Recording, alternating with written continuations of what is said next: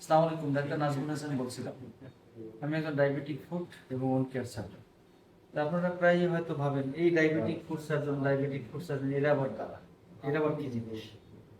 তো basically common ধারণা যে ডায়াবেটিক পেশেন্টের পায়ের যে ক্ষত সেটা নিয়ে যারা কাজ করে, ডায়াবেটিক পেশেন্টের পায়ে বিভিন্ন ধরনের ইনফেকশন হতে পারে, বিভিন্ন ধরনের বিকৃতি হতে পারে, তো এইসব নিয়ে যারা কাজ করে তারাই আসলে ডায়াবেটিক ফুড সার্জন, সংক্ষেপে এটাই, তাই না?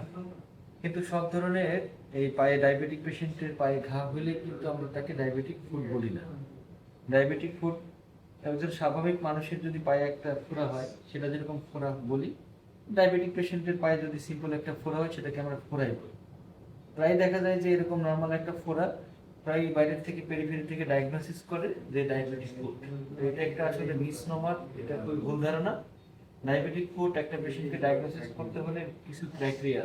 প্রথম কথা, পেশেন্ট তো ডায়াবেটিক হতে হবে, তার শরীরে ইনফেকশন একটা সোর্স থাকতে হবে, তার শরীরে পেরিফেরাল নিউরোপ্যাথি অর্থাৎ বোধ শক্তি কম থাকতে হবে, পাশাপাশি তার রক্ত চলাচল কম থাকতে পারে। এমনকি দেখা যেতে পারে যে আমার সেই ডায়াবেটিক পেশেন্টের পায়ের যে আকার আকৃতি বিকৃতি, অর্থাৎ পেশেন্টের পায়ের বোনস, জয়েন্ট, লিগামেন্ট এগুলোর কোনো আকৃতি চেঞ্জ করে পায়ের যে বিকৃতি হয়, তো এই যে সমন্বয়, পায়ে রক্ত চলাচল কম, পায়ে বোধ শক্তি কম, নিউরোপ্যাথির কারণে স্ট্রাকচারের পরিবর্তন হয়ে পায়ের যে বিকৃতি, এটার সাথে যদি কোনো পেশেন্টের ইনফেকশন থাকে তাহলে কিন্তু আমরা সমন্বিতভাবে তাকে ডায়াবেটিক ফুড বলতে পারি। তো তাহলে আপনারা জেনে নেবেন যে ডায়াবেটিক পেশেন্টের শরীরে ফোড়া বা পায়ে ফোড়া হলে কিন্তু সেটা ডায়াবেটিক ফুড।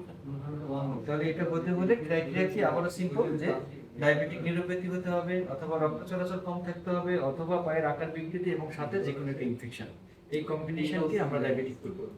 তো এই ডায়াবেটিক ফুডের চিকিৎসা করতে গিয়ে আসলে আমরা এই ডায়াবেটিক ফুড সার্জনরা কি করি আসলে বেসিক্যালি ডায়াবেটিক ফুডের পেশেন্টদের আমরা ইনফেকশন কন্ট্রোলের জন্য বিভিন্ন ধরনের সার্জারি করে থাকি, ইনসিশন ড্রেনেজ করি, তারপরে আপনার এখানে ডেব্রাইটমেন্ট করি। যদি আমার এখানে কোনো গ্যাংগ্রিন হয়, পায়ের আঙ্গুল পচে যায়, অনেক সময় বাধ্য হয়ে সেটা অ্যাম্পুটেশন করতে হয়। ইভেন দেখা যায় পায়ের যদি সামনের অংশ কারো পছন্দ ধরে, এমনকি আমাদের ট্রান্সমেটারাসেল অ্যাম্পুটেশন করতে হয়, মিডটার্সেল অ্যাম্পুটেশন করতে হয়, ইভেন আমাদের হাঁটুর নিচ থেকে বিলোনি অ্যাম্পুটেশন করতে হয়, ইভেন আমাদের হাঁটুর উপর থেকে অ্যাভাবনি অ্যাম্পুটেশন করতে হয়।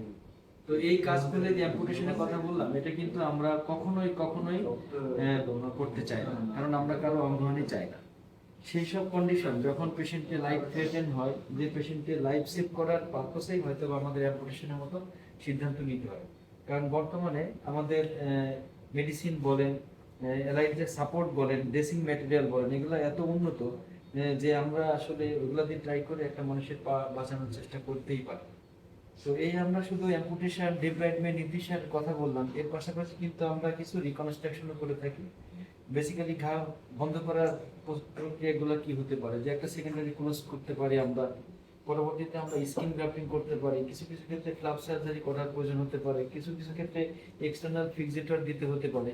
তো এই ট্রিটমেন্ট পদ্ধতিও কিন্তু একটা সমন্বিত পদ্ধতি, একটা টিম ওয়ার্ক। আমি একা কখনো এটা পারবো না। দেখা যাবে আমাকে অনেক সময় অর্থোপেডিক সার্জনের হেল্প নিতে হয়, প্লাস্টিক সার্জনের হেল্প নিতে হয়, ভাস্কুলার সার্জনের হেল্প নিতে হয়, জেনারেল সার্জনের হেল্প নিতে হয়। তো যেমন এই যে আজকে একটা ঘা দেখেন, যে আমার এই পেশেন্টের একটা অ্যাঙ্কেল জয়েন্টের উপরে একটা ঘা, এই ঘাটা তো আসলে সেলাই করার মতো না। তো এই ঘাটা আমাকে রিকনস্ট্রাকশন করতে হবে, সেক্ষেত্রে আমাকে একটা স্কিন গ্রাফটিং করতে হচ্ছে, অনেক সময় কিন্তু ফ্ল্যাপও করা। তো এই কাজগুলো আমরা করে থাকি। তাহলে আপনারা মোটামুটি জেনে নিলেন যে ডায়াবেটিকের যে ফুড সার্জন যারা আছেন বা বাইরের দেশে যেমন পোডিয়াট্রিস্ট বলে যে পা নিয়ে কাজ করে, আমাদের দেশে যেহেতু এই সাবজেক্টটাই নাই, আমরা হয়তো ব্যক্তিগতভাবে নিজেরা কাজ শিখে বাইরের থেকে ট্রেন্ড আপ হয়ে ডায়াবেটিক ফুড নিয়ে কাজ করে থাকি। তাহলে আমি সবাইকে এটা বলার উদ্দেশ্য হচ্ছে যে আমরা যে এই ডায়াবেটিক ফুড সার্জন বলেও একটা গ্রুপ আছে যারা এটা নিয়ে কাজ করে, আপনারা জানবেন এবং অন্যকেও জানার সুযোগ করে দেবেন। তো সবাই ভালো থাকবেন। আসসালামু আলাইকুম।